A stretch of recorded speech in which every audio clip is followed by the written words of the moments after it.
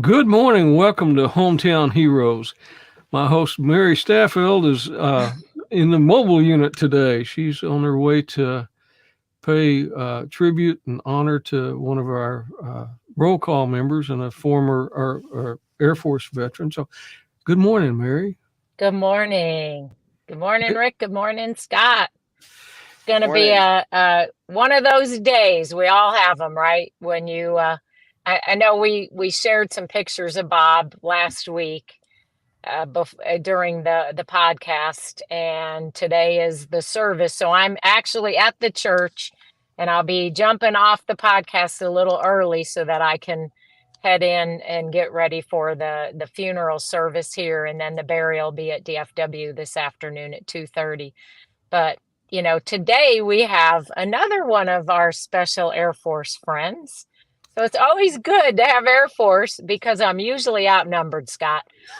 it it So happens. It it happens. it does. It does. So Scott Palomino, and Scott currently runs, unless they've changed the name since I retired, the Airman and Family Readiness program out there at the 301st Fighter Wing. And that's when I first met Scott, when I was still working out there on base. And we were able to interact as he worked to help our families. And y'all know my story mostly is that, as a first sergeant, that was everything to me, was taking care of our airmen. And that's the same thing for Scott. Scott is always concerned about taking care of our airmen. And he's got quite an interesting story from where he started to how he got where he is today. And we're going to hear that story from him now. Very good. Scott, thank you for being with us today. Oh yeah, thank you for having me. I'm excited.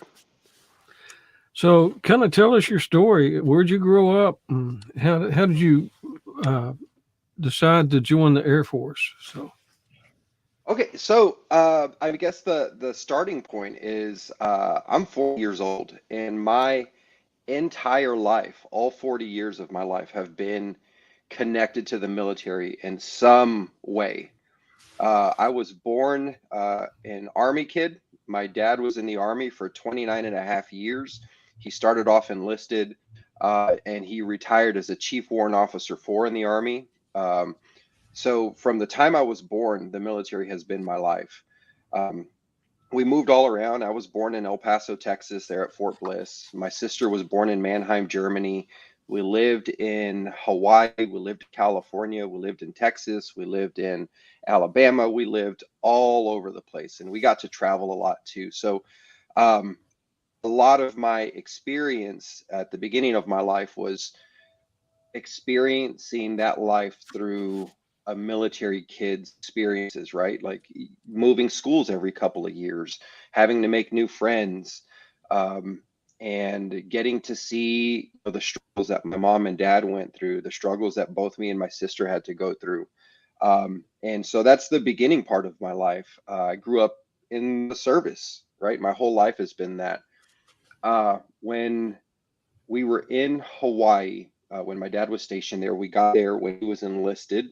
Uh, my dad decided, after being an Army Ranger, after being a drill instructor in the Army, and all these other things, that wasn't enough. So he wanted to become a warrant officer. So he went to school, became a warrant officer. So we were actually able to stay in Hawaii for the longest. It was about almost 9 years that we got to stay there, which is not a bad thing for a kid, right? To grow up on an island. The bad part came when my dad got stationed in Fort Bliss.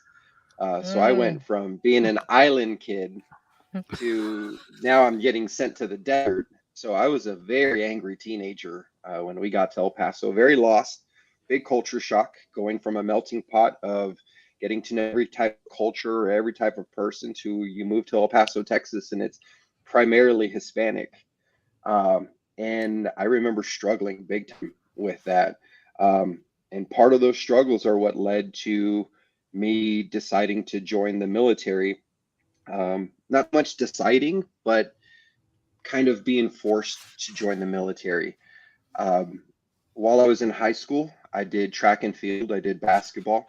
I was one of the fastest 800 runners in the entire state of Texas.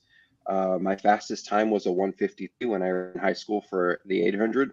Made it to state. everything like that. But I also, growing up in El Paso, Texas, got in a lot of trouble because when you're 16, you can cross the border on your own.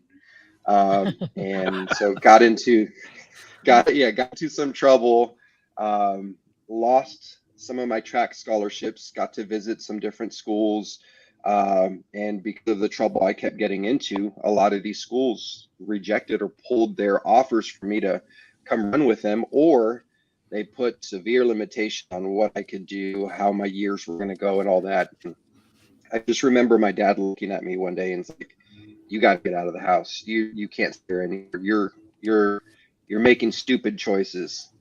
And so I was like, "All right, I'll just join the army." And he's like, "No, no, no, no." He's like, "No, you're too smart for that." He's like, Hey you now. make stupid It's all choices." right, He's Rick, like, "You make stupid relax. choices." Yeah, because you make stupid choices. He's like, "You're smarter than me." He's like, "So."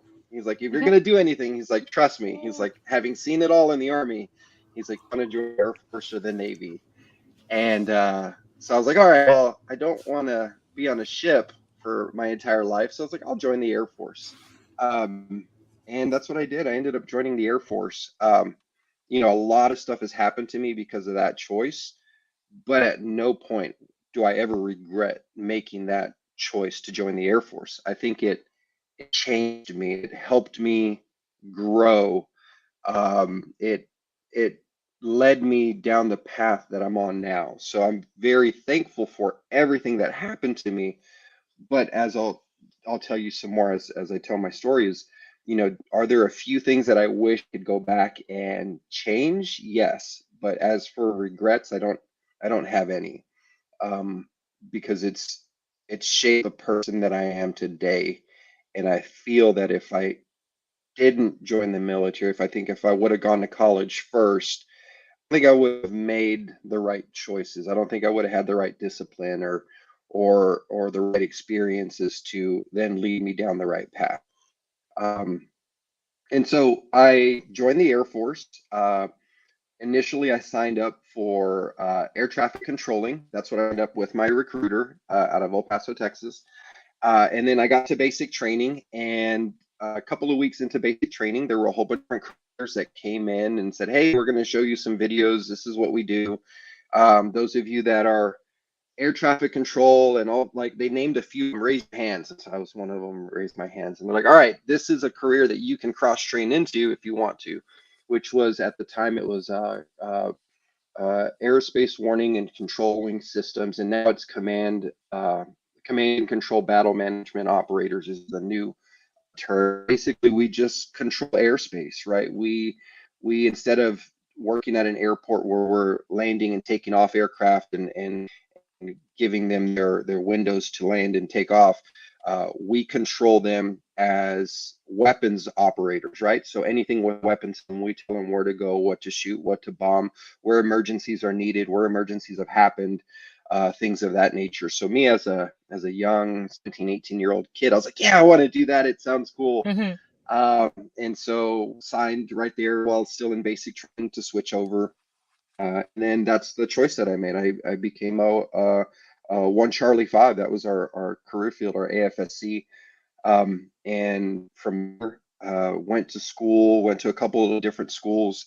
And my first duty assignment was in Aviano Air Base, Italy. So for me, that was a great experience. And the only reason why I got to Aviano is because our career field manager, our chief, told us while we were in tech school, whoever graduates with the top class gets, or with the top grade in the class, can choose where they want to go out of the assigned to that class. And so initially I was supposed to go to Elmendorf, Alaska, Oh, which I was kind of excited for. I was, I'm very outdoorsy, very active. And so was kind of excited. And but I ended up graduating top of my class. And so um, our career field manager was at our graduation, and he wrote all the different bases that we were all going to. So wrote our names and then where we were going. And I'll never forget Scotty Miles. So Scotty Miles was another one of us. He was the one going to Aviano, and I remember looking at him at the front of the class, and I was like, "Hey, Scotty, I am so sorry." I was like, "But you're going to Alaska, and I'm going to Italy." And I circled Aviano, and my career field manager was like, "All right, cool." And the look on Scotty's face was just, and I was like, I'm doing it. I want to go back to Europe, because having grown up as a military kid, I mean, we spent years in Europe when my sister was born in Germany and everything. And the memories that I had as a 4, 5, 6 year old were just amazing, right? So I was like, oh, I definitely want to go back to Europe. And so I'll never forget the look on Scotty's face. He was like, what? But yeah, our career field manager, like he kept to his word. Like a day later, my orders changed, and I was going to Aviano, and I got assigned to the 603rd Air Control Squadron out of Aviano Air Base in Italy. And that was an experience in itself, just being a young, at this point, 18, 19-year-old, able to travel. Anytime we would have a 3 or 4 day weekend, just jump on a train, pay 10 euro to go to Slovenia, or pay, 15 euro to go down to Rome or Trieste or something like that. It was amazing, and an amazing experience as a young airman to just be able to do that kind of stuff.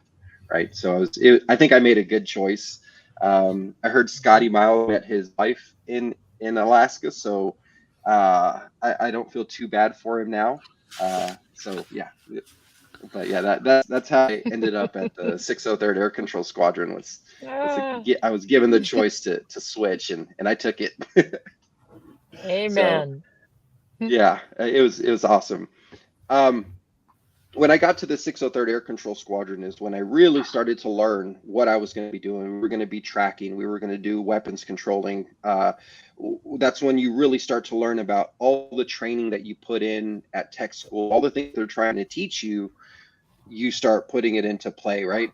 And little did I know that the moment I got to Aviano, we were going to war with Iraq. So we were given very short notice on the fact that we were going. So I think we had like a 3 week notice of what we were doing. We started packing everything up, and we went in and we took over Iraqi airspace in 03. When we got stationed there, or we got deployed there. And when I say we took over Iraqi airspace, anything that flew in Iraq up to 40 miles outside of the border of the entire country, we had eyes on. We controlled. We gave them the routes. We told them where to go, and this included cargo. This included Navy. This included Marines. Anything coming off of ships, and also anything with a weapon system on it. That was the primary aircraft that we dealt with, right? So F-16s, F-18s, C-130 gunships, in-flight refuelers. When a pilot, like an F-16 pilot, would tell us they needed more fuel, we would find the closest tanker. We would line them up and hand them over to the tanker so they could get refueled. They would get released by the tanker, and then we would then give them their next mission. We would tell them where the emergencies were happening. We would tell the A-10s where we needed eyes on, see what's going on down there, and then they would radio back to us what's going on, so that way we could give everybody the right information, make sure that all of our soldiers, Marines, sailors, airmen, and even our allies, they had support from us. And that was us being 125 controllers, trackers in the Air Force. That was a big thing. And it's just crazy, the things that you learn in tech school, how important it is that you pay attention, right? Yep. Because there were so many things that I was like, man, I am so glad I remember this. I'm so glad I practiced. I'm so glad that I listened, right? Because it makes a huge difference. Because we did have a few people that just didn't. It was hard for them to kind of figure things out really quick. But I just loved everything about it. And then in 2004, so we started off at Baghdad International Airport, and then we had to halfway through us being there, we had to give back the Iraqis. So what did that mean? So we had been controlling and tracking and doing all the radar stuff and everything for quite a few months now, and we know where all the dangerous places are. And Balad, Iraq is one of the last places you want to be at, right? There were so many terms for it, but I think the biggest one was Mortaritaville, right? Like we just knew that they were constantly being hit by mortars. And guess where we were told that we have to go move our stuff, right? So we were told we got to move from Biop and we got to move to Balad. A lot of us were like, man, that's going to suck. And so we did. We had 3 different radars. There was a staggered, we had to have radar up at all times, right? So we can maintain control. And we did the whole move from Biop to Balad. And a couple of months into Balad, once we got set up, like I said, that place was getting hit all the time. And a few months into being into Balad, we had just gotten done doing some missions, got back to our tent. We did accountability. We were attacked a few times that day. It was my turn to do accountability. So I did accountability for all of our people. I ran it over to the ops tent, gave them all the information of who was here, who, like, nobody's injured, all these things, lucky, all this stuff. I'm so tired. I'm exhausted, right? We've been doing these long days. It's just mentally draining being in an environment where you could just, you see these explosions and you feel them every time they hit. So I did accountability, came to the tent. I threw myself into the tent. I was at the very front of the vestibule. And I always slept with my head right next to the vestibule so that way I could keep track of who was coming in and who was going out. This time I was so tired, I just threw myself onto my head the opposite way where my feet usually were. I just threw myself there, told everybody, I was like, hey, I'm knocking out, because there were a couple of guys in the back of the tent that were, I think, playing dominoes or something like that. And I was like, hey, I'm gonna knock out. They're like, oh yeah, us too. And I could hear them putting stuff away as I kind of like dozed out.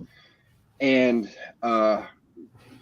later on, I learned that it was about like 25 minutes after I laid down and fell asleep, a mortar came through and hit the metal frame of the tent. And so the explosion didn't happen when it hit the ground. The explosion happened when the mortar hit the frame. So the explosion came down and into the ground. And took out my left foot that was on top of my pillow where my head normally was. And so that is one of the things that I look on now. I had never done that before. It's crazy. Like, I had never done that. Never. I always slept with my head next to the vestibule. And this time I was just so exhausted that I did it the opposite way. It was A weird. little Never divine done that before. intervention, Scott. Yep. I always, like, things happen for a reason, and somebody helped me Yep. out that night, right? Mm-hmm. The only thing about that night is there were multiple of us in the tent, and my whole crew. And it was myself, it was Antoine Holt, it was John Corley, and it was Sergeant Michael Johnson. And me, Corley, and Holt were all one Charlie 5s, and then Sergeant Johnson was 3P, so he was a security forces with assigned to the 603rd Air Control Squadron. I got hit and lost my left leg. John Corley got hit with a whole bunch of shrapnel in his back because he was further down the tent. Johnson got a concussion from the blast. I think he got thrown up against one of the lockers that was in the tent and got a concussion. And then Antoine was the one that was directly across from me on the other side of the vestibule, like where the vestibule was, the entrance. And so the thing that I remember from that night, and it's crazy, I remember all of a sudden waking up and there is smoke everywhere, and it's that sulfur smell. It's a horrendous smell. I even get like chills thinking about the smell. But it's smoke everywhere, and there's this like light orange all over the place, and it was from a few little patches of fire that were from the explosion. It's a light orange, and I remember being disoriented a little bit, but I also remember like the lower half of my body is just very numb, like very, very numb. And then I heard the most horrific scream I've ever heard in my life, and it was Antoine. It was one loud scream, like it was bone chilling, and it was the last thing I ever heard from Antoine. It was that one scream, and then I tried to get up, and as I tried to get up, I fell. And then that's when I was able to find a flashlight that was like rolling around. I still have that flashlight here. It's got shrapnel in it. And I was able to find my flashlight because I had it kind of like magnetized to the frame of the bed. I found it. I was shining the light all over my body because I couldn't figure out why I couldn't stand up. And that's when I shined the light on my left foot, and it was just completely gone, right? Just completely gone. And then that's when Sergeant Johnson came up. Sergeant Johnson came up the vestibule. You could tell that he was disoriented. And he looked at me. He's like, "Hey, pal, are you all right?" And I was like, and he looks at my foot, and I could just see like I could just see the paleness come over him. And Sergeant Johnson is a black man, and for him to go pale and just be like, "Oh my God," I knew something was wrong. But I remember telling him, I was like, "Hey, Antoine screamed." And so he turned around to look for Antoine and could not find him. We later found out that the explosion had thrown Antoine outside of the tent, so he was on the other side of like the barriers, the sand barriers. That's why they couldn't initially find him. Corley, when he got hit with shrapnel, same thing. He got blown out of the tent on the other side of some sand barriers, so it kind of like blew everybody back. And then Johnson, I remember him, and by this time Chief Heath ran to the tent because they were a tent over. Between Sergeant Johnson and Chief Heath, they both pulled me out of the tent. Caddy corner to where our tent was the chapel. So I am a 20-year-old who just did, and they laid me down in front of the chapel. And I remember laying down and just looking up, and there's this cross right there. And so I just remember thinking, this is it. Like I'm gonna die. And the whole time I'm just staring at that cross, just thinking, okay, this is how it ends. But I had a really good. So many things happened to me that I believe somebody was watching out for me. 2 tents down from us were all the combat medics, were all the medics that were assigned to the base, to the camp. The Rick types. And so, that's what Rick was. Yeah. And there were so many of them that came out and helped me. And I've connected with so many of them over the last 20 years. Little by little, I've gotten in contact with a whole bunch of them and have become friends, and we follow each other on Instagram, and some of them work as GS employees now for the Air Force and for different branches and everything. But they came out, they did everything they could to save me. They did everything they could to revive Antoine. They found Corley and took care of Sergeant Johnson. They got us over to the medical tent, to the medical site, Army medical site. And through that whole experience, them having to do a couple surgeries to remove shrapnel out of my foot before they medevaced me to launch stool. I remember when they first took me into the medical tent there at the Army site, so I got transported in a Humvee. I was laying on a table, and then that's when they brought John Corley in right across from me, so I could see him. And the whole time I can hear the doctors pulling pieces of shrapnel out of his back, and I could hear them clanking into the metal tin that they're dropping him into. And so they got done taking the initial ones out, and the doctors are talking like right at his feet. And so John kind of turns and looks at me, and that's when he sees that it's me. He he pushes everybody off of him. I'll never forget it. He pushes everybody off of him. He comes over to me and he gives me like a hug, and he goes, "Are you all right, Palo?" And I remember and this is the jokester that I am. I remember telling him, hey, hey Corley, I don't think I'm gonna play basketball tomorrow. And he's like, don't be stupid. He's like, he's like, are you okay? And I was like, yeah. I was like, I was like, dude. And I looked down at my foot, and he looks at it and he goes, oh shit. Like it was just one of those things. And they finally got him back they laid him back down, and they took some more shrapnel out of his back.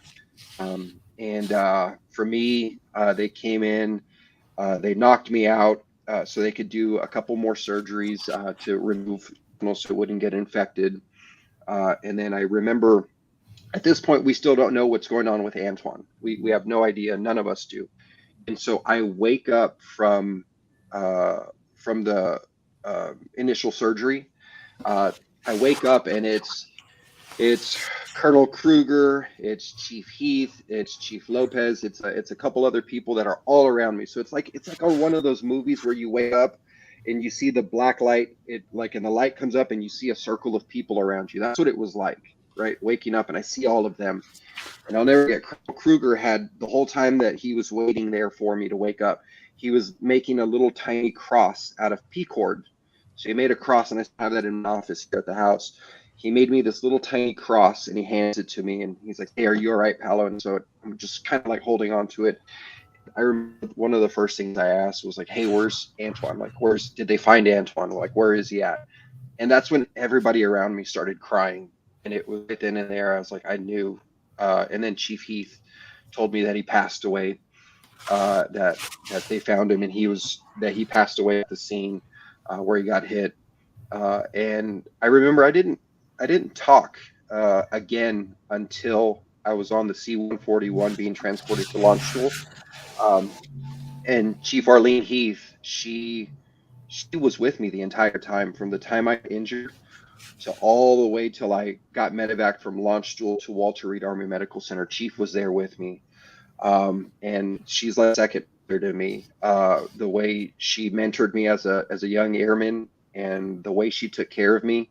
And even to this day, after she retired from the Air Force, she was the command chief for AFPC for quite a few years, and then she was a command chief up at the Pentagon before she retired.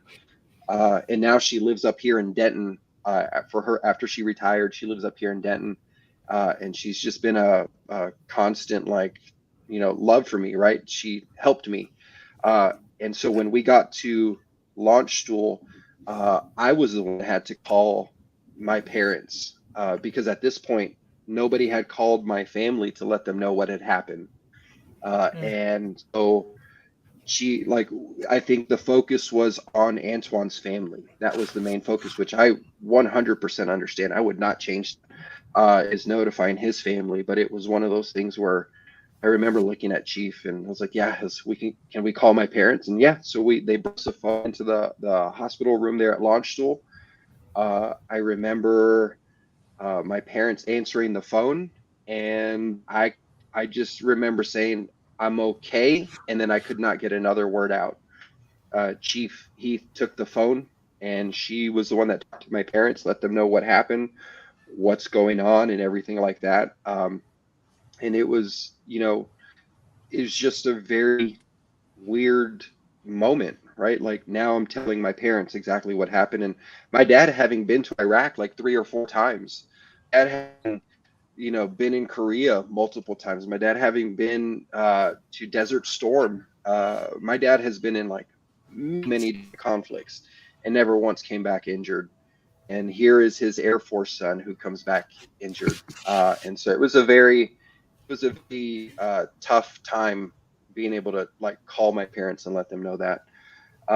And from there, I had a couple more surgeries while I was at launch school, and was treated extremely well throughout my entire point. Throughout my entire recovery, was treated extremely well. Went from launch school, was medevac to Walter Reed Army Medical Center. And a couple of us there, got my first prosthetic leg there, got my first taste of what like adaptive sports is like. But it was very tough, very depressing. I was one of 2 airmen at the time at Walter Reed Army Medical Center. The rest of it was all Army. All the Navy and Marines were at Bethesda. And it was very, very tough seeing everybody that was getting injured, all the different service members that were coming back with different limbs missing, different TBIs, just all kinds of things. And I was depressed, like extremely depressed. I went from being one of the fastest people in Texas in track and field to so athletic to now I don't have a foot, I don't have a leg anymore. What is life going to be like? Is a woman ever going to love me? Like, am I ever going to make friends? Like a lot of these things were going through my head, and I'm also on a lot of pain medications. I had my final surgery there at Walter Reed, where they did the below the knee amputation, and I remember just laying there after my final amputation. I was in my room, and there was a nurse that came by, and she was pushing this army soldier. And to this day, I've not been able to find out his name or who he was. But she was pushing him in a wheelchair, and she stopped right in front of my door, and she leaned in and she said, "Hey, are you okay? Do you need anything?" And I kind of shook my head, and I'm still loopy. And so she got called, like right there, somebody called her, and so she stepped away. Our guy was right there at the door, and we were just looking at each. Well, okay, so I was looking at him, and I thought he was looking at me, and then he goes, "Hey, are you still there?" And I was like, "Yeah, I'm here." I was like, and I don't remember what his name was, and he said his name, and uh he that's when I realized he couldn't see me because he didn't have his eyes anymore. Like they were sewn up, and they were uh and so this was an army soldier who lost both legs, lost one arm, and lost his sight, and one of his ears was completely melted. Um and he got hit by two. So the nurse then wheeled him in so we could talk to each other for a few minutes while she had to do something. And I remember him asking me, like, "Are you all right?" And I was like, "No, man." I was like, "I'm not good. How are you doing?" And he's like, "Oh man." He starts telling me about his daughter that was just born a week before he got injured. And he's telling me about his daughter. He's telling me about, how he's so lucky that he's still alive. He's never going to be able to like see her. He's never going to be able to run with her, but at least he's still alive to listen to her. And he's so excited about his daughter. And I'm now sitting there in my bed, like, what am I complaining about? This dude was hit by two RPGs, lost his sight, lost his hearing in one ear, can't.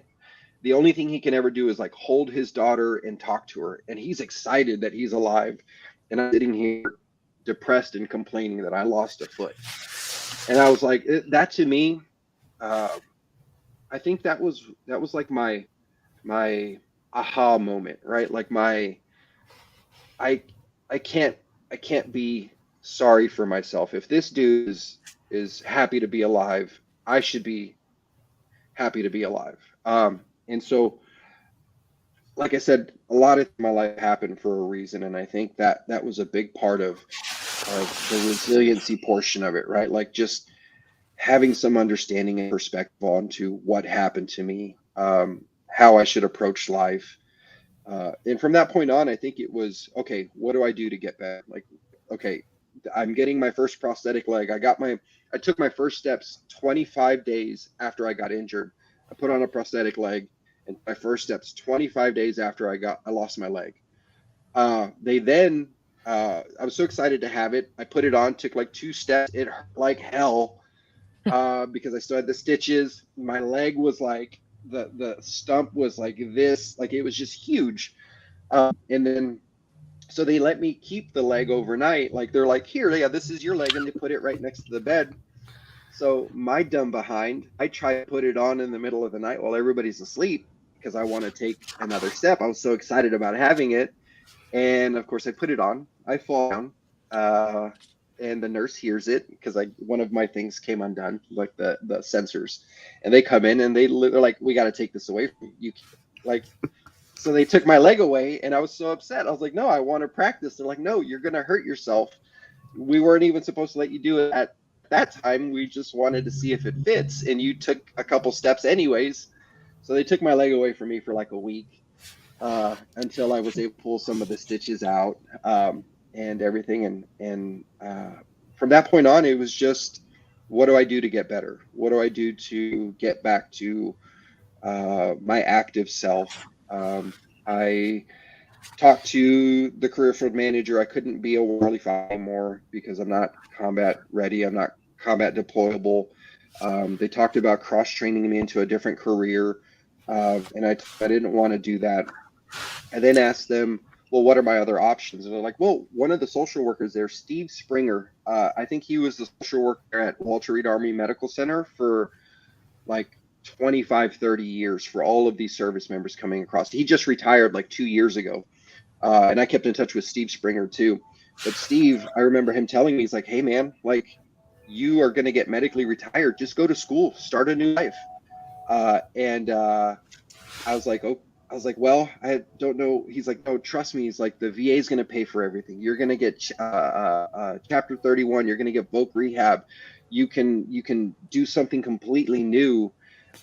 So I think that's your best option. He's like, if you don't want to go to another career, he's like, take the medical retirement and start a new life. You're 21 years old. He's like, you 20 years old. You have so much time to make a career.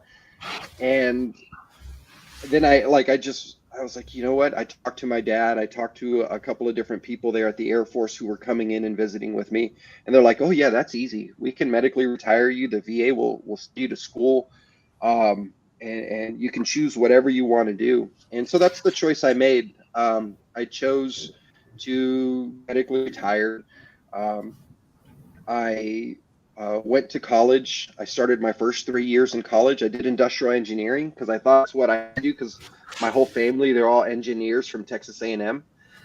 So I went into engineering. I went to Texas A&M Commerce out in East Texas, was doing industrial engineering. 3 years in, I remember calling my grandpa completely stressed out because I was taking like differential equations, statistics, all these things. And I remember telling Grandpa, like, I can't do this. This is not for me. My brain does not work like yours. Like, math does not come easy to me. And he goes, Mijo, he's like, you know, your mom's adopted, so this engineering is not in your blood. He's like, you can choose something else. And I was like, okay. So I went to all the different schools at A&M Commerce, and I met with the psychology department, the counseling department, social work, with the business administration, like all these different. It was like a whole 2-day tour of the school that I had already been at for 3 years, and I fell in love with the social work department. Two of the Hey guys, professors I'm going to there. have to jump off. Mary, thank you so much. Hey, keep sharing, Scott, because your story, Oh, yeah. I can see the comments, and I don't know if you've seen the comments, but people need to hear your story. So Okay. thanks for being patient with me today, guys. I'll be back next week for the whole hour. Thank you, Mary. Hi, Mary. Okay. And I remember, I remember I fell in love with the social work department. The two of the professors there were retired Air Force who were social workers, and one of them, Patsy Broshier, her husband was in the Air Force. She worked at the equivalent of the Airman and Family Readiness Center back when she was a military spouse, and now she's a social work professor at A&M Commerce after her husband passed away. And I just fell in love. The way they treated me, the information they shared with me about the career. So I switched to social work, and it was one of the best decisions I ever made in terms of my career.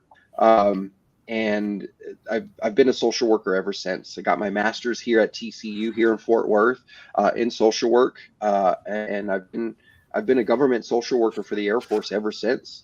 And in going to college and making that decision, I met my wife at Texas A&M Commerce, Amanda.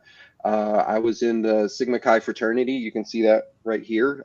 They helped a lot in getting me social again. My first semester in college, I was I just went to class and back to my dorm,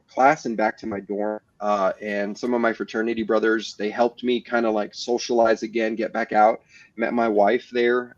We have two beautiful girls now, and just led my career in a positive direction to help service members. And so after I got my social work degree and my bachelor's, I worked for Child Protective Services here in DFW for 2 years, a little over 2 years. And let me tell you, the most stressful job I've ever had in my entire life is working for Child Protective Services. And I've been shot, I've been blown up. There's a lot of things I've done in my life. The most stressful job I've ever had is working for Child Protective Services here in Texas. The I learned so much as a social worker working there for 2 years. I have so much respect for the caseworkers. I have so much respect for the kids and what they go through. But it wasn't something that I could do long term. So I applied for a position with Airman and Family Readiness at Lackland. I got the position there, so we transferred up to Lackland. And I've been working for Airmen and Family, and now it's the Military and Family Readiness because we also include the Guardians from the Space Force. So I've been working for Military and Family Readiness since 2011, and I absolutely love it. Everything about this job. I run here in Fort Worth. I run 17 different programs that help take care of military families.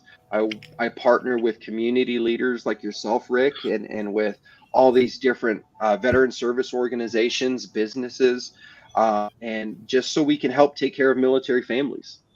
Because a big part of what I do is I remember what it was like being a military kid. I remember what it was like seeing my mom struggle every time my dad got deployed, or every time he would go to Korea, or what my sister had to go through when I left the house to join the military and she was by herself. Like there were so many struggles that we went as a family being in the military. And so that's one of the things that I try to bring when I'm working with families, when I'm working with airmen, especially when I meet military spouses. I'm like, hey, I know you serve just as much as your military member. It's not just them, it's you, right? You have to put up with a lot of stuff when they leave. You're the one who has to pay the bills. You're the one who has to take the kids to school. You're the one that has to pick up all the disciplinary issues with the kids. Work still, like there's just so much about it. So Having grown up in now, that, having grown up in that environment, you've seen both sides of it because so mhm, many people just think, oh, the military, but a lot of times they don't realize that, the military personnel has a family, has children in many mhm, cases.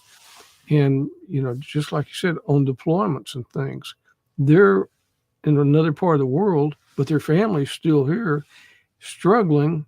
And you do such a great job at that. And just 2 weeks ago, a week ago, I guess a week ago, Saturday and Sunday, we had a picnic and a lot of a burger burn, and then the next day a mhm. picnic, and you put all that together and fed the multitudes. I mean, there were so many people out there, and the thing just came together really good. I'm so proud of you, and proud of the team. And we had a lot of community support too. So you don't only just do the Air Force part and work with them, but you use the community leaders and community organizations to help you help them. So you did a great It, job. so we that was our family day picnic. And when I got here in 2015, we were doing a family day picnic every single year. We did it every October. It was that was on the schedule every single year. But because of COVID, we all know that COVID changed a lot of things, right? We hadn't had a family day picnic in over 5 years. So this was the first family day picnic that we had in over 5 years, and it was a lot of fighting because a lot of people, I'm not sure if they know, but the 301st Fighter Wing, we lost all of our F-16s. We're getting all brand new F-35s. Our weapon system completely changed.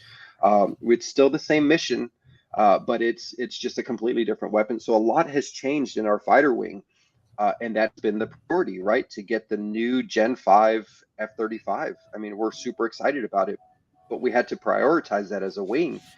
So fighting for this family day picnic, we were told in December, yes, you can have it, and you can only have it in March because that's the only time we have available. The rest of the year is just focused on getting these new F-35s. And so I was like, man, I got 2 months to plan this thing. And let me tell you, it was so stressful. I have an amazing team that works with us, like the entire Airman Resource Center. We have a really good team there, and we all came together and we planned the heck out of this thing.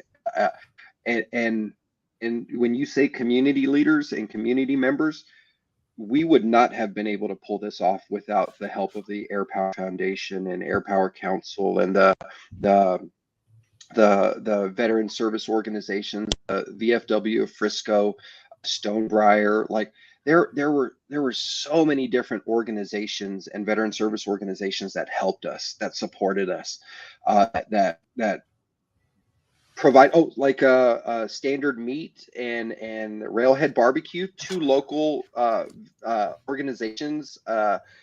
Charlie Guerin, one of our state representatives, like the amount of support that they provided and helped. We That was a nothing lot was of coordination and a lot of meat. 90 briskets or we something we like got that. we got 90 raw briskets donated to us by Standard Meat out here in Sag. And when they told me raw, and they're like, "Yeah, you just got to find a way to cook them," I was like, "Oh my, how do you cook 90 briskets with when you don't have the setup for it, right?" And so like we're like, "Oh well, maybe we can have this person do 2 briskets, this person do 3 briskets, and this." I have Kamado Joe here at the house. I can do like 2 or 3. That was crazy. And then so in working with other community members, Charlie over at Railhead Barbecue was like, "Hey, I'll cook them for you."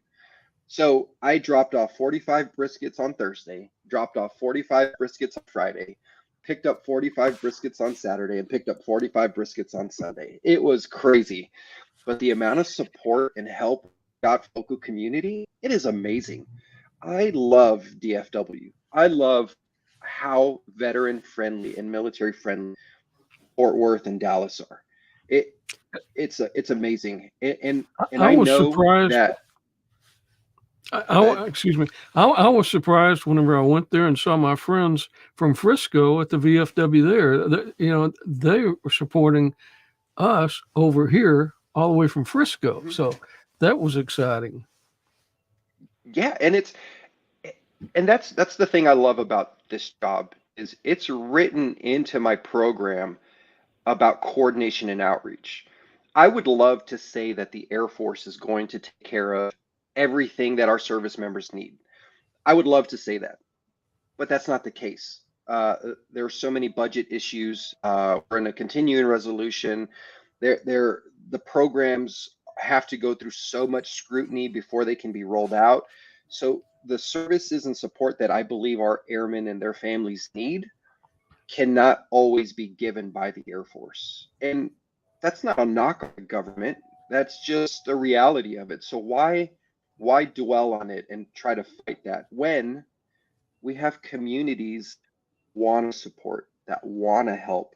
We have counseling centers that want to support, and they have grants that they apply every year to help veterans and military members. So when a service member comes in and they need support, and we know that they can't get it on the naval installation, it's limited on their medical providers, well, then I can get them connected with like the Recovery Resource Council. Or if there's an emergent financial assistance request where a service member they have to get brand new tires on their vehicle, their spouse is deployed, they don't know where the money's going to come from, I can reach out to the Guard and Reserve Assistance Fund and they can provide them with up to $500 for emergency assistance. The Air Power Foundation has helped out so much back when Hurricane, I believe it was Harvey, hit. And we had a lot of service members down in Florida, or Hurricane Michael, I believe, was the one in Florida. We have our geographically separated unit, and Tyndall was decimated. Tyndall Force Base was decimated when that hurricane hit. And we have a whole bunch of service members that are assigned to us here in Fort Worth that their houses were demolished. Like just there was nothing but a foundation left. And the Air Power Foundation was helping them with emergency assistance to help them get back on their feet, to help them get their families to safety, and everything. So I'm so thankful for the community that we have, and us being able to put on a family day picnic after 5 years. And I was expecting, the plan was 2,000 to 2,500 people. And I guess I was downplaying it. So in my mind, I was like, if we get like 1,500 people there, I'm going to be happy. I think we had over 2,500 people there, over the amount that I was, and it was so amazing. We had more than enough food. We had more than enough veteran service organizations. I think in total, we had like 35 different booths and tables set up, from the Texas Vet Commission to raising canes right outside the base. We had Texas Land Board Commission. We had the VA. We had the VFW of Frisco. We had the VFW of Fort Worth. Air Power Foundation. We had TRICARE. I mean, these different organizations that came out to support Military One Source. So it was amazing, the support that we got from the local community, and just all the feedback that I've gotten from the families and the service members. They had fun, and that was the whole thing: is bring your families out so they can see where you work, so they can learn about the mission that you do, and so that they can have an understanding of why you put that uniform on every month and why you have to come out and drill and all that. So it was amazing. It was a good turnout. I'm super happy that it went the way it did in 2 months of planning. And like I said, I have an amazing team there at the Airman Readiness Center, Airman Resource Center there on base. I mean, this it wouldn't have gone as well as it did. That's good. And a couple of other organizations, Roll Call had a tent there. And then Holidays and Heroes, one of the organizations that you and I are both advisors on. Carrie and her team were out there, and I know they were. I was over at her booth for a little while, and there'd be airmen and their family coming up there, and she'd start talking to them, and they say, "Oh, we were recipients last year," and tell her how appreciative they are of that. That's a huge event too. And so Carrie and Bob have a special place in my heart. Carrie and Bob, the Holidays and Heroes, and what they do for our base, no other base has it. I've been all over the place, and I talk to my peers. There is no other organization out there like Holidays and Heroes. The fact that we can fully sponsor over 150 to almost 200 service members and their families for Christmas is just unheard of. Like, a lot of other bases have really good angel tree programs and have other sort of similar programs, but I have never, nor have I heard of another base having something like Holidays and Heroes, where these families are, I mean, completely taken care of for Christmas. And these are families that are struggling. We all know the economy is kind of crazy right now. I mean, the price of groceries. I remember being able to do grocery pickups and spend $100 and you could get everything you needed. Now we get half of what we need, and it's double the price. And so a lot of families are struggling, and Holidays and Heroes just helps relieve a lot of that stress that they have during the holiday season and Thanksgiving season. Because Holidays and Heroes also, I mean, they donated like $40,000 this year to purchase like 400 Thanksgiving meals for military families. And they do that in coordination with the Fort Worth Air Power Council and the Fort Worth or in the Air Power Foundation. They both donate money with Holidays and Heroes, and then that donation goes to the Tarrant Area Food Bank, and each family gets about 100 pounds of food, which is quite a bit of food for Thanksgiving meal. And just to see those cars line up, I mean, you start having 400 meals and cars coming in. It's a pretty well run machine, and they do that at the at the Fleet and Family Service parking Yep. lot every year. So Oh, just yeah. and you know, it's really good as an advisor and going to the meetings that we have with Holidays and Heroes to have you there too, because you kind of help guide the direction, because you say, well, hey, you can't do that. You know, you like to do that, but we have, and you can help maneuver through the JAG and all the things because of your experience. So So a big part of that is we have community leaders and members and businesses and organizations. They want to support. They want to. They just don't know how sometimes. There's a lot of legal aspects behind it. We are a federal government entity. These are federal employees, right? These military members. There are a lot of rules and regulations and laws that state they cannot accept this or they cannot do this or that, right? It's my job. I believe it's my job to help our local community figure out how to support. I hate saying no. To my best, I will not say no.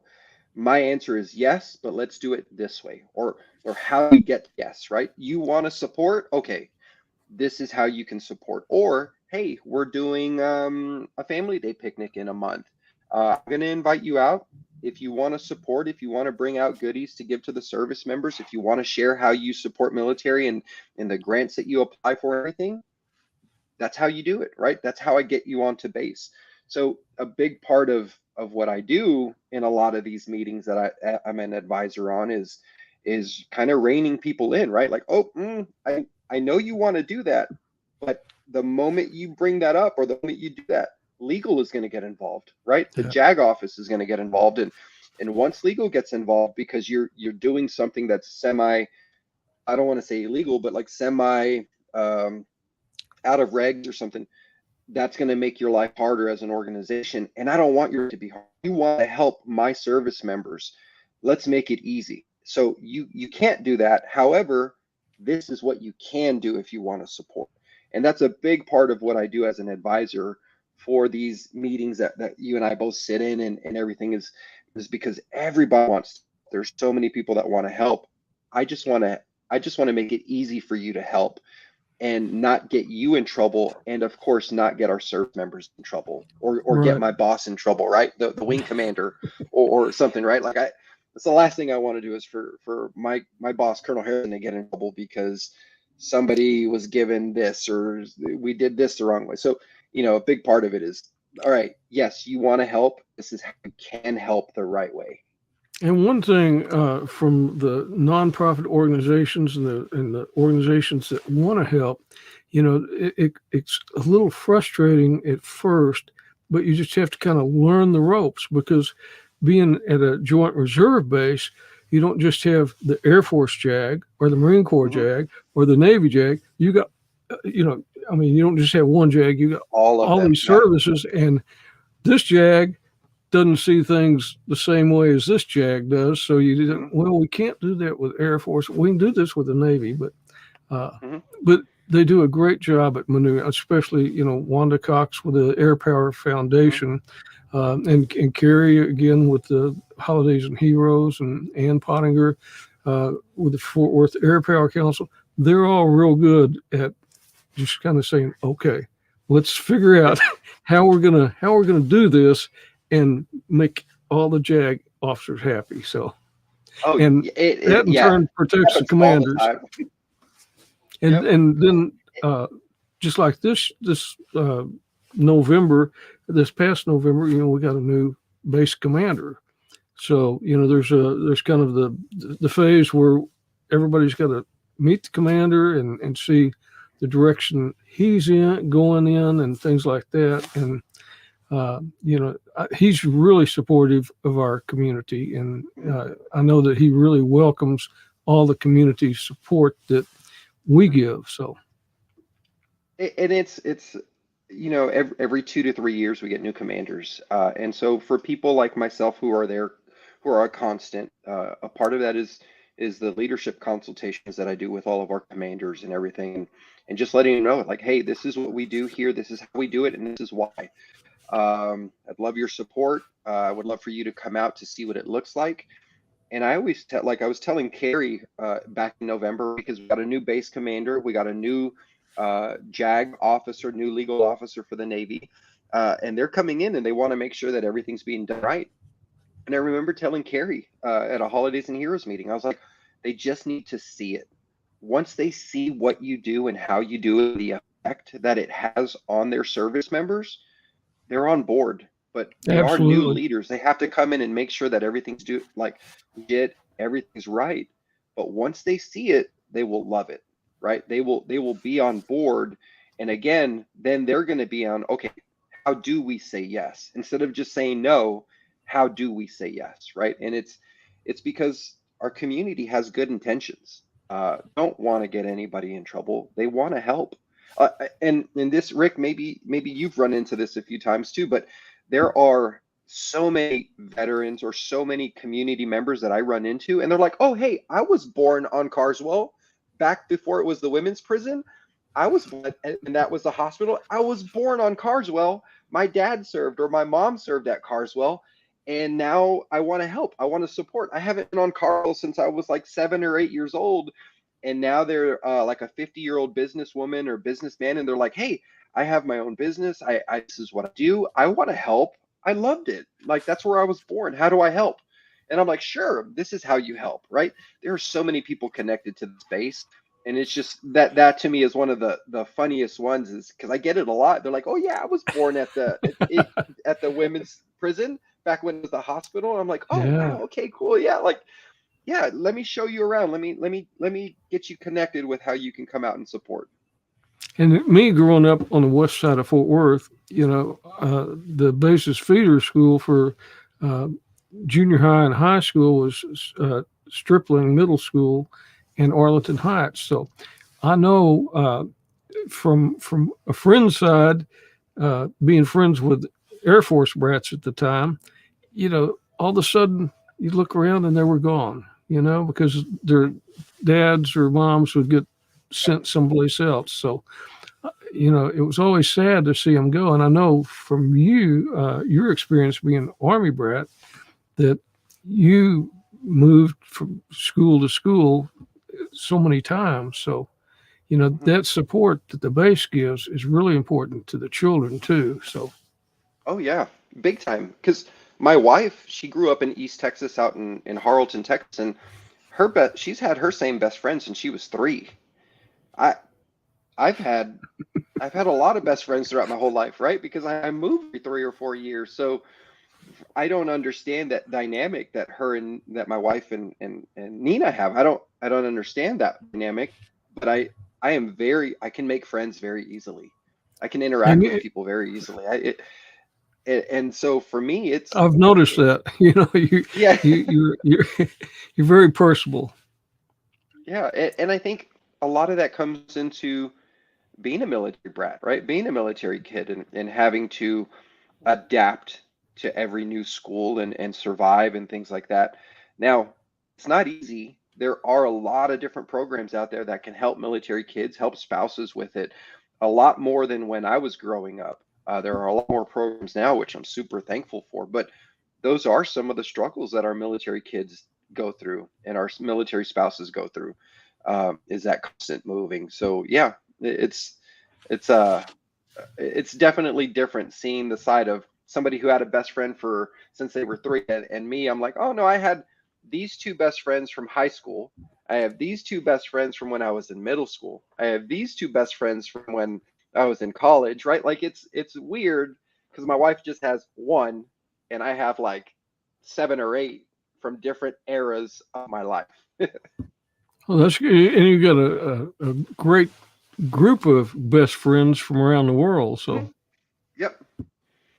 I'm just playing some of the comments that we've had while we've been talking. I can't see them, but I think I can click on. Yeah, the American Legion Auxiliary was there at the picnic.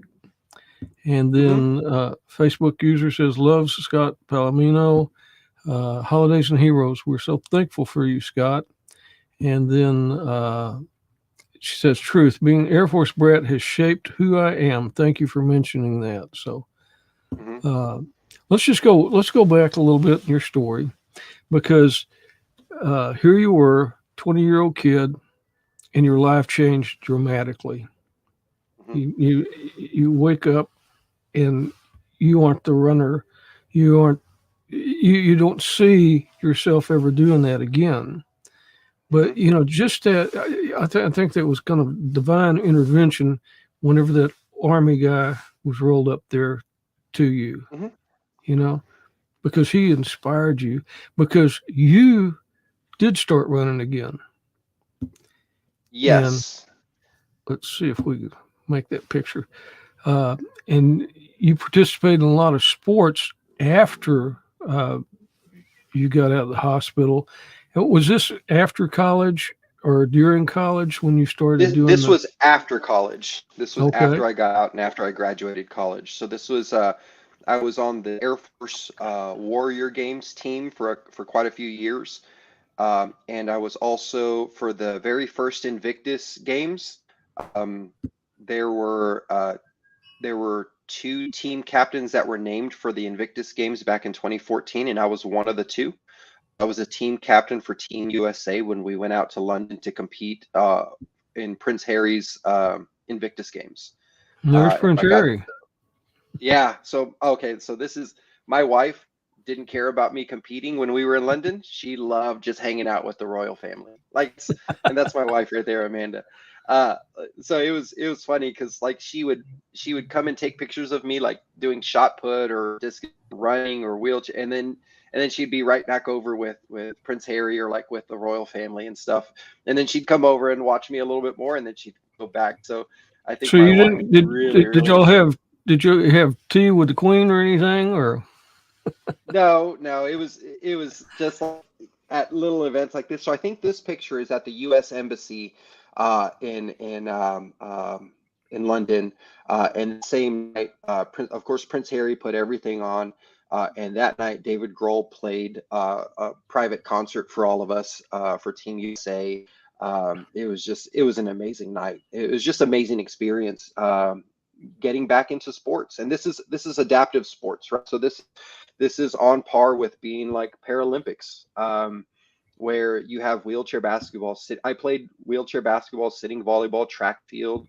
I ran as an amputee. I ran the mile in 5 minutes and 34 seconds. And so that's me when I was running and competing.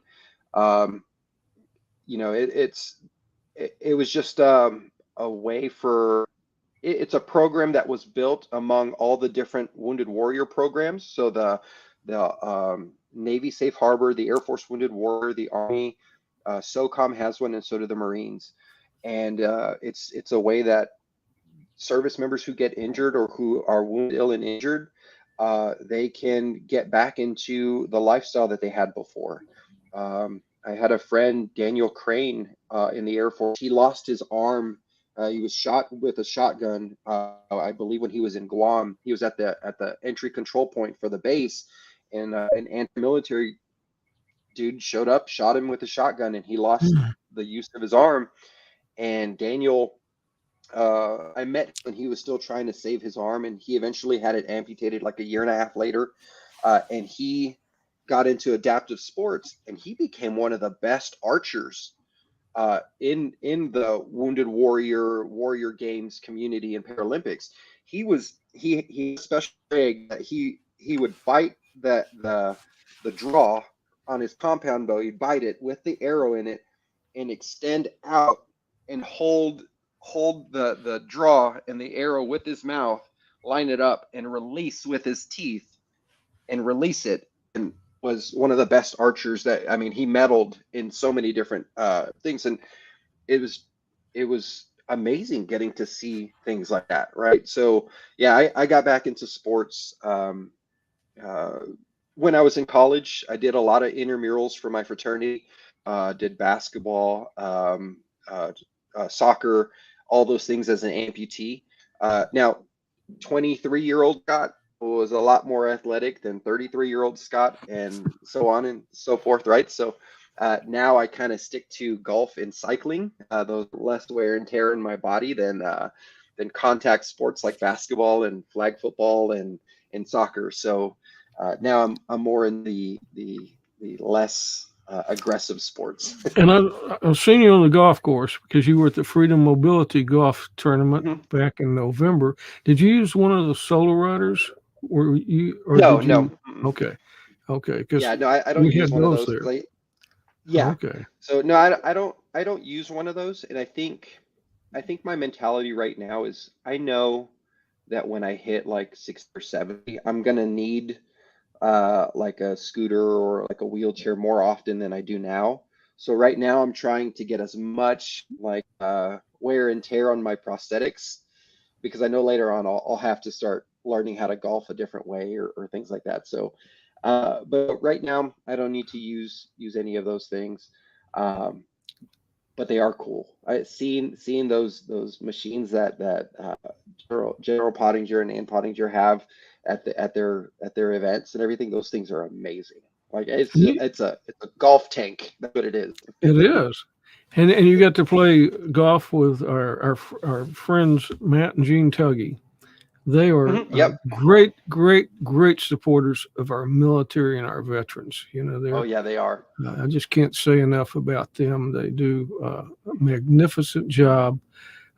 So many times working behind the scenes, making donations for veterans and amputees and people with mobility needs, and then they Helping out with dental needs too, right? That's a big Gene's thing among veterans. yeah, Yeah. they've got a beautiful dental clinic over in South Lake and or Colleyville. It's off of Precinct Line Road, and they have a program that helps veterans that can't afford dental work. So just a shout out to Matt and Gene and all they do. And they're a delight to play golf with too, because they Oh yeah, they are. they enjoy playing golf. But just it's I had great to miss this last one because I sprained my ankle like about a week and a half or like I think it was like 2 weeks before the tournament. I was supposed to play with the Tuggies again and I sprained my ankle and I only have one good ankle, so I have to take care of it, right? And so I called Ann and I was like, Ann, I cannot, like I'm in so much pain. And she's like, no, I understand. She's like, I broke my ankle hiking last year, so she's like, I get it. So, but there's so many great people, great organizations that support our military. And in your life, you've been exposed to many organizations have helped you along the way, you know? Yep. And it's not just the VA or the military taking care of our military and our veterans, but it's all those great people that, you know, whether it's $1 or $1 million that they donate to these different organizations, and those organizations put their energy and those donations together to help. And you and I are blessed to be around so many great people and great organizations. And you couldn't do your job without them, you know, and I couldn't either. So that's 100% true. Yeah, like I said, I know that I am very lucky in the community that we have. There, in talking with a lot of my peers who are directors at other locations across the country or even overseas, some of the comments that I get or some of the things is like, oh, you're lucky. Like we don't have that here, or we don't have something similar to an Air Power Foundation, or we don't have like our local VFW doesn't have that many members in it, therefore the support is very limited, right? So I know that we are very lucky here, and that's why like I try not to take it for granted. I try to make sure that if you say you want to help, let me help you help, right? Like that's the big thing. I want you to be a part of the base because it makes a difference not only in what I can do, but it makes a difference in the lives of our service members and their families, right? That's a big part of it. So you and I both know we are very lucky in where we live in our local community. And Chris Wilson, she said, Rick Irving, you're a rock star. Thank you for all you do. Well, she's a rock star too. She's out there all the time supporting. Thank you, Chris.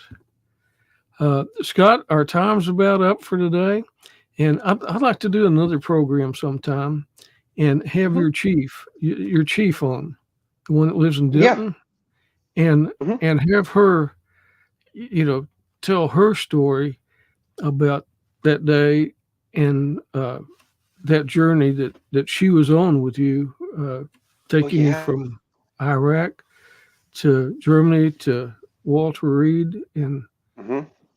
because it's the people like that, just like Mary, Mhm. that gets and you're around all those people all the time that Mhm. support the people that are under them, and Yep. I think that would be a great way for other people to kind of understand, you know, how people like your chief and Mary and other first sergeants and uh, how they really take care of their people. Rick, I think mentorship to me is a very big thing. I had some amazing mentors when I was in the military. I've had some amazing mentors on my civilian side as well. And to me, the mentorship that I got from Chief Heath, the mentorship that I got from Sergeant Smallwood, the mentorship that I got from Sergeant Gibbons, the mentorship that I got from Gary Reichley at Airman and Family at 11, and Monty Marsoff and my chiefs there and like it I don't know how else to explain that the way you treat people and you guide them and you mentor them greatly affect their life in a positive manner, right? Uh, and that's just such a huge thing that I bring up all the time is how do we be how are we better mentors? How do we bring up the generation that's coming behind us? And I think that's a big part of why I'm involved with all these veteran service organizations. For the longest time, I was an active member of the Military Order of the Purple Heart chapter here in Fort Worth until a lot of my guys, a lot of my older generation guys from World War II and Vietnam, they started getting sick and passing away, and it just got harder and harder. Uh, and but learning from them and getting to know them and hearing their story, and then also me kind of like letting them know I'm trying, right? I'm trying my best to get my generation to be more involved. A lot of us at age 30 and 40, we're starting our families, or we're like halfway through our families, right? We're trying our best. But I think that mentorship side and especially with like, and the reason I brought up mentorship is because Chief Arlene Heath, she was one of the biggest mentors in my life. She always asked me, anytime I had something stupid or I was about to get in trouble, the thing she would ask me is, Hallow, what did you learn? Hallow, what did we learn? Like, we learned not to do stupid stuff, right? Like, that's what we learned today. Don't do this stupid thing that I just did, right? She was constantly like trying to guide us be better airmen. And yeah, I can definitely talk to Chief Heath and see if she can be a part of That'd this. be great because all those the mentors that you had, have poured into you so you can be the person you are today. Hmm.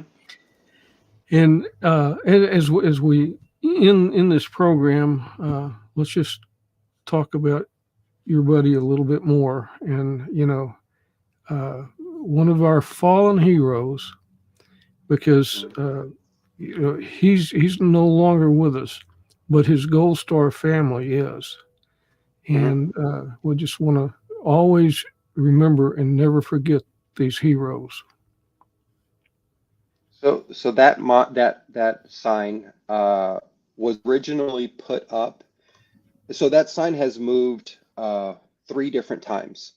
It was initially put up in Iraq at the it was put up in Balad at the activity center that was built there. And then when everything started to kind of like shut down and we started moving more of our operations out of Iraq and everything, that plaque was then moved to the 603rd Air Control Squadron in Aviano in Italy. And then uh, in 2014, That's when they found out that the 603rd Air Control Squadron was being shut down, and they were being moved to a different base. So we then flew out there in 2014, and we moved it from Aviano to Keesler Air Force Base, where all 1 Charlie 5s will all start. We all start at Keesler, and then we go to Luke and Tyndall and all these different places. But that's where we initially start career as 1 Charlie 5s. And that plaque was moved to Keesler. And that's where it sits now. It's when you enter the building to the schoolhouse for 1 Charlie 5s, that's the first thing you see when you're about to walk through the doors, which are right on the left-hand side. So yeah, that's we move that there, so that way every 1 Charlie 5 that comes through the career field will know who Antoine is, and the sacrifice and everything that he's gone through. And when we moved it to Keesler, that's the first time I saw his daughter. The last time I'd seen his daughter was when she was like 8 months old, right before we went out to Iraq. At that point, she was 10 years old, and let me tell you, she was the spitting image of Antoine. Same mannerisms, same, almost like the same type of voice. Like just just seeing her, like it for me, it was heartwarming and heartbreaking, because she lost her father, and we lost, a lot of us lost a best friend. And Trish lost her husband, but just to see it, she's extremely smart, just like her dad. Just the whole day that I got to talk with her and Trish and everything, and she is just as smart as her dad. Antoine was a smart man, and just everything that I've seen on Instagram and on Facebook and stuff, she is extremely smart, doing very well in school and everything. So yeah. That's good. That's good. We'll always remember and never forget Antoine Holt. Mm-hmm. And like I said, that's why he's on every single one of my business cards. And it's a good way for. I love it when people ask me, "Hey, who's on the?" And I'll tell them who Antoine was, how we used to hang out and everything. So what should have been like one or two, like, "Hey, how you doing? It's my card," now it's turned into like a 15-20 minute story of me telling who Antoine is, right, and why I have him back there, and that's, at least that way, never be forgotten. That's right. Well, Scott, thank you so much for being part of Hometown Heroes today, and I look forward to seeing you someplace along the way soon. And let's work on getting your chief on. Mm-hmm. Thank you, Rick. I really appreciate it. And, you're welcome. Rick, I think I've known you since 2015 when I got here, and you're at almost every single veteran service event or organization that I'm ever at. You're always there, capturing the amazing moments, taking the pictures, and I love seeing the pictures that you post and sharing them at the meetings and everything. So I'm super thankful for you, because you're capturing moments that and there's such good, like, action moments or emotional moments. So I'm really thankful. I love seeing the pictures, especially like holidays and heroes pictures and things like that, because seeing the elation and the joy in these kids and these families and everything when they don't know that somebody's looking, like, it's really good pictures. I really appreciate it, Rick. Thank you, Scott. That's I enjoy doing that, and enjoy sharing those images that I see through my camera. So thank you so much for being here today, Scott, and thank you for being the remarkable person you are. We're blessed as a community, and we're certainly blessed as a nation to have you as one of our hometown heroes. Thank you, Rick. Appreciate it. Thank you for having me. Well, you're welcome, and we'll see you soon. Yes, sir. Bye-bye. Bye, everybody. Thank you. What a great guy Scott is, and he's just got so much energy, and he does so much work to help others. I'm sorry that Mary isn't with us for the last half of our Hometown Heroes, because we got a really great announcement to make. And on April the 11th, 6 p.m. to 9 p.m., we're going to have a War Stories. And we'll have 4 different veterans, one from World War II, Korea, and Vietnam and Iraq, tell their stories. And this is going to be at the VFW, or the American Legion post, over in Haltom City. Mary and I have been working with Freedom Mobility Foundation, and Matt and Jean Tuggy have graciously helped support this. And if you want to attend, you can just probably go to this QR code here, and I'll have it. It's also posted on Hometown Heroes Facebook page. But it's going to be a great evening. This week in April, there's a lot of stuff going on in our community military-wise. It's going to be Fleet Week in Fort Worth. So the Navy's bringing probably, I think, 75 to 100 naval personnel into our community. And I think we're going to have about 50 of those people here for Fleet Week at War Story. So you'll be able to get to meet a lot of Navy personnel. And then on the 13th and 14th, we have the Wings Over Cowtown. This is the first air show we've had at NASURB in many years. They've been having the air show out at Alliance. And this is going to be a great 2 days. A lot of people, tens of thousands, if not hundreds of thousands of people will be out watching this air show. So a lot of things coming up. Roll call. I know it's sold out already, or I don't think there's taking any more reservations. That's March the 22nd. And then you'll need to look for the roll call next month. I think Mary said it's going to be at NASJRB. So a lot of exciting things coming up.